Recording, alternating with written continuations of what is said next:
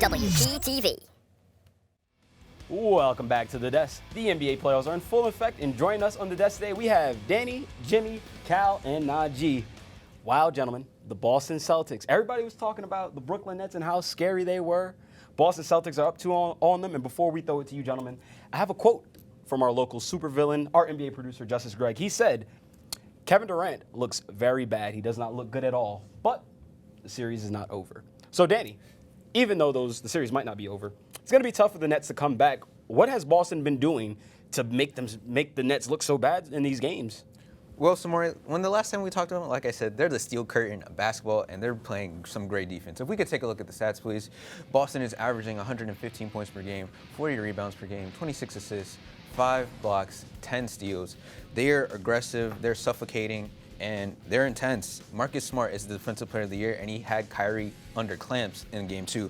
And Kevin Durant, oh man, he's, dare I say, call him Kevin Straight Durant, because he's been so bad, shooting abysmally and turning the ball over, and another nickname, dare I say, Kevin Westbrook. That's wild to say. But, Najee, you're a local Nets slanderer, if that's a word. Let's take a look at their stats, because it's crazy especially in Kevin Durant's case. If you look at these stats, they similar. Him and Kyrie is both similar with the points and assists, but what standing out the most is KD's field goals. He's shooting 31%, and he's shooting 20 from the 3. And also 12 turnovers. You're a whole small forward. Why are you turning the ball 12 times? Why Kyrie got 5 turnovers? Kyrie doing amazing. But the one thing I'm talking about, in the second half of game 2, they went 1 for 17. Your best 2 can't do that in playoff basketball. And if this keep happening, Boston it's gonna be a sweep. Boston might sweep them if this keep happening. A sweep. If Boston keep doing this and the Boston defense like this and the Nets offense is this bad, it's gonna be a sweep in New York and Brooklyn. Jimmy, will the Nets get swept in this series? It's not going to be a sweep. I'm not going to sit here and say the Nets are going to run the table and win the series, but Westbrook's disrespectful. Sweep is disrespectful. They have one of the best players of all time in Kevin Durant. He's going to have to adjust, but I'm going to call out Steve Nash. He's getting out-coached by Ime Udoka, a first-year head coach. One of his old coaches on his staff. Kevin Durant's getting beaten up on screens, pick and rolls, getting up for rebounds in the post. He's getting beaten up. That's why he's being so flustered. The officiating, if the Kevin Durant, we saw him shoot about 20 free throws last game, he's got to keep getting to the free throw line because they're going to keep beating him up. That's the way they're just going to have to beat them, and they're just going to have to be physical back with Boston. Now, Cal, Game 3 is Saturday, but Ben Simmons may be coming back for Game 4, which is on Monday. If he does come back, do you think that he makes a big difference for the Nets? Absolutely. I think he can make a huge difference for the Nets. I mean, I think he's a very solid defender, and we've seen that the Celtics have played very well offensively this series, talking about the defense.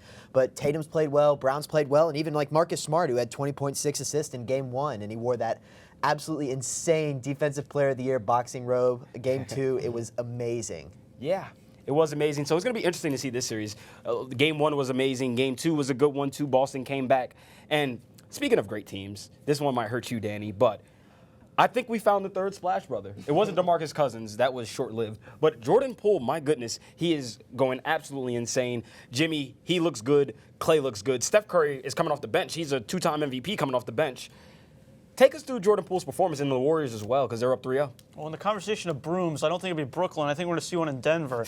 Golden State is absolutely molly-whopping the Denver Nuggets, looking like the McNuggets. Jordan Poole, 28.7 points per game, 5.5 assists, 59% from three-point range. They're third seed in the West. The Warriors are going into this series. Jordan Poole, with Curry coming back off that injury going into the postseason, he has carried the weight on his shoulder. He's making it easier for Steph Curry to get reintegrated back in that offense. Clay's back, Dre's back. We know about his IQ.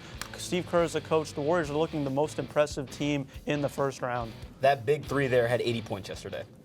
That's scary. Cal, what's your thoughts?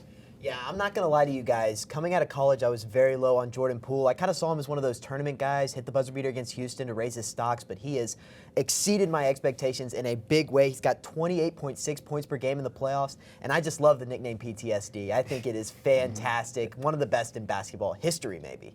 Danny, you might have some PTSD from this series here. But you're a resident Nugget fan. I know it was a hard one last night, but that one hurt. I'm not going to lie. Jokic was fighting for his life. He was. And then that happened at the end. Will Barton and Aaron Gordon trying to play hero ball. I can't stand those two as being our second and third best players right now. Although it sucks as a Denver fan, I'm happy for Jordan Poole. I claimed him at the beginning of the season. I called it as him being the third Splash Brother, and he's proving me right now. Like Cal said, averaging almost 29 points per game and 5 dimes, and the efficiency is crazy. He's shooting almost 70% from the field and 60% from three. It's a pool party in Golden State, guys. I believe he is the first player in NBA history to have 3 25-plus point games in his first 3 playoff games in his career. So, yeah, he might try to add to that one in the coming days in Game 4 in Denver. Najee, your thoughts? Well, the Warriors looking dangerous. If your fourth best player averaging 28 and shooting 59 from the field, from the three, come on. When Curry came up, and mind you, Curry came up the bench for one in the games. Twice. Came out the bench twice. I understand. This Warriors team looking dangerous, but it's Denver. And it's a beat-up Denver team with no Jamal Murray. Let's be realistic. It's Denver. Yeah, so we'll see. And speaking, No offense. No, take it. We're hurt right now. Whoever wins this series will face the winner of this next series that we're talking about, the Memphis Grizzlies and the Minnesota Timberwolves. Excuse me. Cal, 2 great young stars in this series. We have John Morant on one end, and we have Anthony Edwards on the other. I know you're a big fan of his. So take us through the stats between those two. Yeah, I think this has been an absolutely fantastic series up to this point as we take a look at the two of these stats right here for John Morant and Anthony Edwards. 23.7 points per game for John Morant, 9.3 assists, 7 rebounds, shooting 42% from the field and 33% from three. Anthony Edwards, not as good as LaMelo Ball, but we're not going to talk about the Hornets here. 25 points per game, 3 assists per game, 5 rebounds. 48% from the field and about 40% from three-point. You know, I think Minnesota's got a bright future, but you know they had an absolutely draining loss here last night. One of the biggest comebacks in NBA playoff history. So two 25-point leads. Yeah, I just don't think that the Timberwolves are going to have enough energy to get them to the end of the series. I think the Grizzlies are going to come out on top. Danny? Not gonna lie, Samory, I was a believer in the Timberwolves. After last night, I'm not so sure. Not only did they have us in the first half, they also had us in the second half, which is something I never thought I would see. The thing is, I still believe in the Timberwolves. I still believe in their top-end talent with Anthony Edwards and D'Lo, and I feel like if Cat can stay out of foul trouble, they'll be able to pull out a very close series. Najee, quickly. I'm going to give it to Memphis. Like, after last night, Memphis showed me that they have the grind and the toughness to come back in any playoff game. So I'll give it to Memphis. And Ja, look at Ja. Look what Ja doing. Ja put out a triple-double last night. I have faith in Ja. And Ja we trust. I like that one right there. Jimmy. I'm upset watching this series, quite frankly. Karl Anthony Towns, what in the hell are you doing? You put up 4 shots last night. You're supposed to be the former number overall pick, the number 1 best player, the best player on the team, the franchise player. Chris Finch, coach, you gave up a 21-0 run without calling a timeout. What are you doing? You're not putting your team in a chance to succeed. The play-in game, you saw Catton get in foul trouble. Anthony Edwards had 4 fouls in the first half. This is a coaching failure. This is a franchise player failure. The Minnesota Timberwolves should be up 2-1, and they got to get it together. They're going home. Yeah. And speaking of gentlemen who will be going home, the injury bug has hit the 2 teams who made the finals last year, and this is going to be a big hit for both of them. We saw Devin Booker go down, and he's going to be out for 2 to 3 weeks. And we also saw Khris Middleton go down with an MCL sprain. So, Najee, we'll go to you. Which loss is more important for either the Bucks or the Suns? Middleton. Like, if you really see, like, the whole season, they were 7-9 without Middleton. He's their X factor. He averaged 20 points per game, 5 assists, 5 rebounds. But, like, with him, you need him to be high. If he's not high, the Milwaukee don't go nowhere. Even to the finals, they need Middleton to make it to the finals. Danny? This is a tough question, but I'm going with Book being more impactful because honestly, he's the best player in the team for the Suns.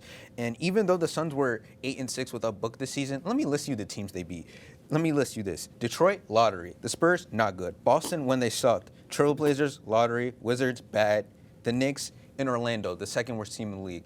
And let's not sleep on the Pels. Willie Green is doing an incredible job, and B.I. is one of the most slept-on players in the league. Yeah, I like B.I., former Laker. Yeah, always love to see him do well. Cal?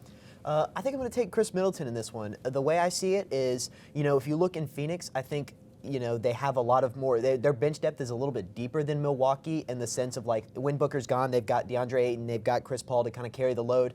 You know, without Khris Middleton, it's really just Giannis and guys like Grayson Allen, who, you know, I'm not really high on. So I think I'm going to take that Khris Middleton's a little bit more impactful for the Bucks.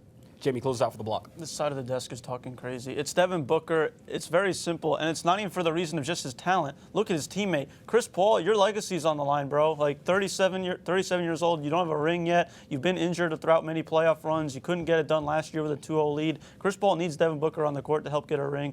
DeAndre Ayton's got to take his next step up. Cam Johnson's got to take a next step up. The Bucks just want to chip and beat the Suns. The Suns got to get back, and they need Devin Booker to do it. Yeah, well, They beat the Suns because they had who they had? Middleton as the X factor. It's a reason why they beat the Suns. They don't have as much pressure, though. They got it done now. The Suns got to get to that next step, and they're not True going to that. do it without, Y'all They still without have Devin Holiday, Booker. too, so why it's do not y'all like do this every time I get to the outro? Y'all want to get feisty when it's over. My fault. I'm sorry, man. It's all right. I play like this. If Philly was playing Boston, it wouldn't be 0-2. I'm saying that. Whatever. I'm for Justis. Whatever. Don't forget to follow us at SportsDeskWP on Twitter and Instagram for updates and more. Join us in 2 weeks as the extravaganza known as Brave-a-thon will be next week.